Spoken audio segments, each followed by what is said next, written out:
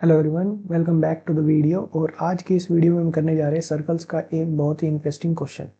तो अगर हम क्वेश्चन को देखें, यहाँ पे कह रहा है find the equation of circles which passes through 2 points on x axis at distance of 4 units from the origin and whose radius is 5 units. तो यहाँ पे क्वेश्चन में जो कहा गया है, एक बार हम इसका डायग्राम बना के देखते हैं। तो हमारा कह रहा है कि 2 पॉइंट से पास कर रहा है सर्कल, जो कि ओरिजिन से 4 यूनिट्स दूर है।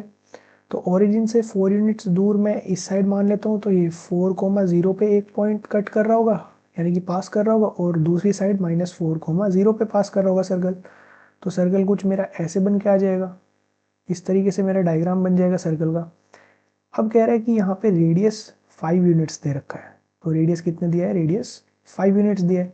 अगर मैं ध्यान से देखूँ तो सर्कल का जो सेंटर होगा, सेंटर के कोऑर्डिनेट्स होंगे, वो ये वाला पॉइंट अगर मैं ए मानूं और ये वाला पॉइंट अगर मैं बी मानूं, तो इन दोनों के बीच में होगा कहीं पे, ठीक है। और अगर वो ओरिजिन पे ही होगा, यानी कि 0,0 पे होगा, तो यहाँ से रेडियस कितनी बन जाएगी? रेडियस 4 यूनिट्स बन जाएगी। लेकिन हमें रेडियस कितनी दी है?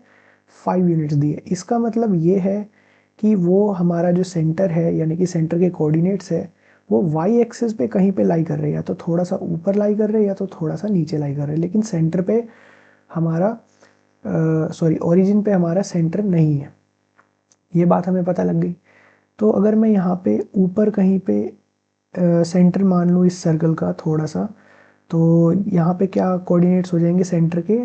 0, हो जाएंगे, क्योंकि मेरा एक्स कोऑर्डिनेट क्या है? 0 है, और के मैंने एक वेरिएबल ले लिया, मुझे पता नहीं है। तो अब यहाँ पे ये वाला पॉइंट मैं इसको सी मान लेता हूँ सेंटर के लिए। तो सी से बी तक का डिस्टेंस मेरे को पता है 5 यूनिट्स है, क्योंकि वो मेरा रेडियस है।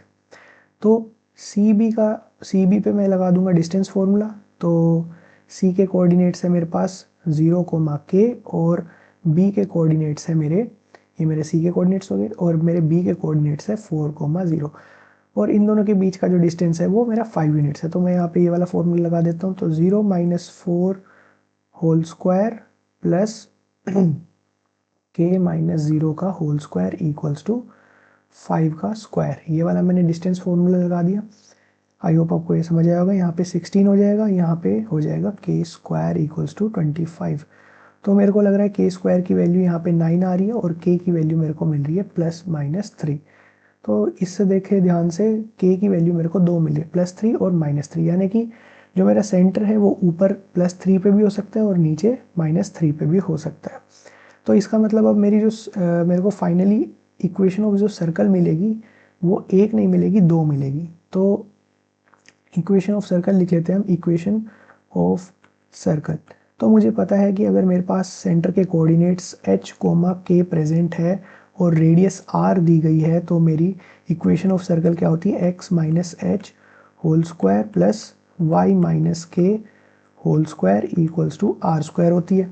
अब यहाँ पे मेरे को सेंटर के कोऑर्डिनेट्स पता लग गए। सेंटर के कोऑर्डिनेट्स क्या है? मेरे सेंटर के कोऑर्डिनेट्स 2 आ रहे। एक तो आ रहा है मेरा 0,3, और रेडियस मेरी 5 दी गई है, और दूसरा मेरे को दिया गया है 0, -3, और यहाँ पे भी रेडियस 5 दी गई है। तो मेरी 2 इक्वेशन बन जाएगी सर्कल की। तो यहाँ पे क्या बनेगी? x - h, तो मेरा 0 है h, तो whole square plus y - k, यानी कि 3 का होल स्क्वायर इक्वल्स टू 5 का स्क्वायर। तो ये मैं खोल लूँगा, तो x square plus y square -6y और +9 इक्वल्स टू 25 हो जाएगा। तो ये फाइनली मेरी इक्वेशन क्या बन जाएगी? x square plus y square -6y, और ये यहाँ पे माइनस हो जाएगा, तो माइनस का 16 बनेगा, और ये इसका इस सर्कल की इक्वेशन बन जाएगी। वहीं पे अगर यहाँ पे -3 हो जाएगा, तो बस क्या हो जाएगा यहाँ पे? x - 0 होल स्क्वायर हो जाएगा, plus y -3, minus minus plus हो जाएगा, इस बार 3 होल स्क्वायर इक्वल्स टू 25 हो जाएगा, r स्क्वायर कर दिया।